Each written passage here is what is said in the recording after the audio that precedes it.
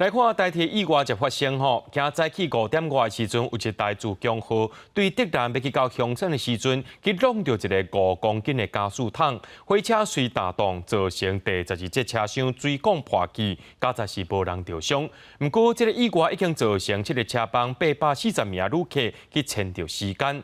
目前警方受调这监视器来看，找到这加速行，业者表示讲，迄个时阵伊无送加速，加速桶也无减少，无排除是运送过程当中落去，或者是有人故意放伫遐。5公斤的细支加速桶已经立即变形。初二早起5点外，这支加速桶不明原因出现伫铁基路，互代替272处自强号弄到。早上我感觉说奇怪，怎么火车停那么久就想说可能有事情了。5点42分最后272次司机员通报撞到钢瓶，我们立刻通报调度员封锁现场。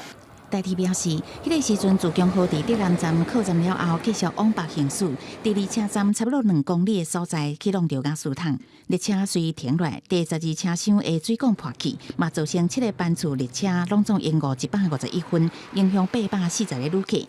代替加派区间车接驳个报警处理。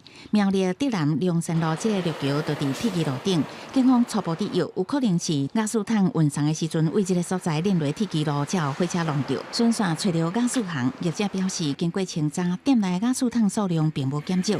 透早5点嘛，不是营业时间。我们的营业时间是早上8点半才开始营业。那我们所有的司机呢，也都没有营业中。这个钢瓶是如何发生的？我们现在也是莫名其妙。依据瓦斯钢瓶上相关资讯，追查瓦斯钢瓶来源，并扩大调阅周边监视器，清查厘清事发原因。警方讲已经针对加速业者的讲法全面调查，因为当地铁基路段无围起来，各家列车弄到的所在甲路桥敢若离200公尺，有可能是有人故意放的。目前当日调也监视器清查。记者综合报道。